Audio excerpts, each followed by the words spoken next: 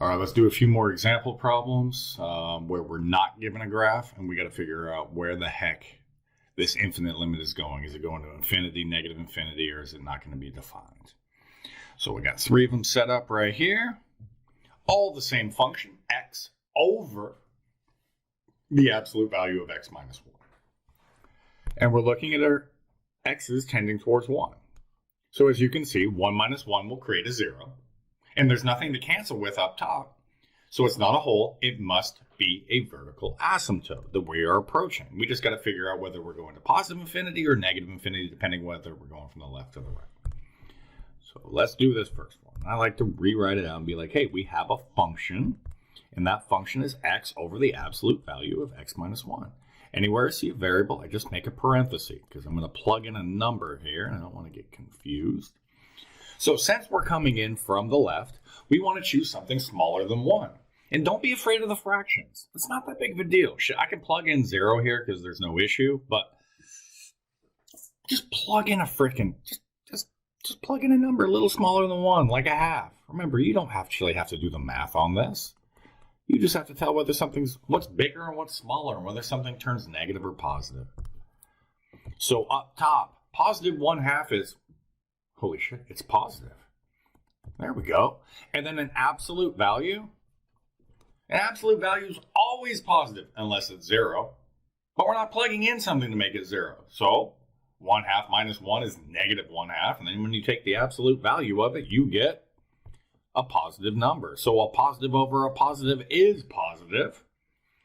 Hence, our limit from the left of 1 is going to positive infinity. Now let's start to hustle. Let's go to B, where we're going to do the same dang thing. Hopefully you can already see what's about to happen. Maybe not. We're still learning. So since we're coming from the right of 1, we're going to want to choose a number larger than 1. So we could use 1.5. But this time, I'm going to use 2. It doesn't make any difference. Let's just pop in 2. It's bigger. So up top, we have positive 2. Again, positive 2 is positive. Weird shit, huh? And then 2 minus 1 is 1, and the absolute value of that is 1. So you get a positive over a positive, which is positive. Hence, the limit from the right is also going to positive infinity. So if the limit from the left is equal to the limit from the right, the actual limit will be equal to whatever those two were, which means we're going to positive infinity. Woohoo! All right, now let's do a little tougher one. So I got 3 problems set up here. 1 from the left of 2, 1 from the right of 2, and then 1 just going to 2. So let's start tackling it. Now, this is not factored. I don't want to plug a number, some fraction, into some bullshit that's not factored. Let's factor that up first before we start trying to plug things in. It's just going to save you time. You know what I mean? So I'm just going to rewrite this. The limit of x tends towards 2. From the left, we got our x minus 2. Down below, it's all squared. And then we have x and an x and 2 numbers multiplied together. Oops, that's a positive. I made a mistake. That needs to be a positive 3. My bad. I screwed up. But I'm not redoing this video. So 2 numbers multiplied together that equal positive 3, but summed to be negative 4. That's got to be negative 3. Negative 1. This is going to be a little simpler to play our game, right? We're going to choose something a little bit smaller than 2 to plug in. But we can't choose 1. See that? Because of this frickin' 1 right here, we can't choose 1. So we're going to choose, I don't know, what's smaller than 2, but bigger than 1? Might we go with like 1.5? Can we do that? 1.5? So I'm going to write it as a function again. Probably sick and tired of this. And you don't have to do it the way I'm doing it. This is just my style. Maybe you got your style. So I'm going to take 1.5. Because 1.5 is smaller than 2, but it's bigger than those other numbers. 1.5. 1.5, 1.5. And again, we don't care what the numbers equal, just positive or negative. So we look at our first parenthesis up top, then we'll look at our second parenthesis, and then we'll look at the 1 down below. So first we go 1.5 minus 3 is negative 1.5, so we just put in a negative. We move to 1.5 minus 1. Pretty sure that's positive.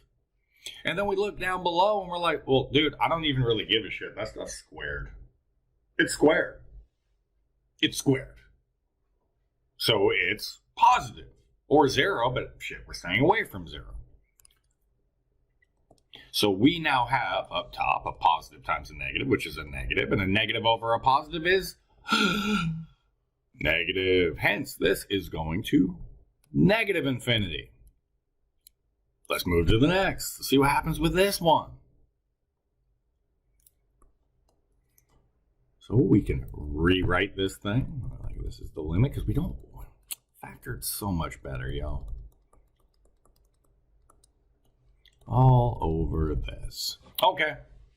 Let's play that same game. I'm going to call it a function. Leave things all blank. Just writing in the numbers, not the x. And then we're going to plug everything back in. Now we got to choose a number that's bigger than 2. But we don't want to make it as big as 3. So let's just stick with those halves and just call it 2.5. All right, 2.5. 2.5. And 2.5. Let's play our game. So we look up top and we're like 2.5 minus 1. That's a positive number. 2.5 minus 3. That's a negative number. Again, weird. And then since we're squaring it, 2.5 minus 2 is a half, and 1/2 squared is 1/4. But who gives a crap about 1/4? We know 1/4 is positive. Ooh, shoot, wrong thing. So we get a positive down below. So a positive times the negative up top is negative, and then we got the positive. So that must be negative. Woo! So this is also going to negative infinity. So since the limit from the left of 2 is going to negative infinity, and the limit from the right is going to negative infinity, then the actual limit is going to negative infinity. Whew! Catching the game? All right, so we got 2 options when we're going through these things. We can do it in this method when you have a function. Or you can graph the function, take a look at it, and do it like the previous video. What was that, the second one and the first one? It's up to you, y'all. Math is a unique thing. You do it kind of the way you do it, but you still need to show some steps. Actually, with this homework, there's not much steps to show. All right? I'm just kind of plugging some random crap in. Got questions on it? You should send it to me. Happy to help. All right, Trig is next.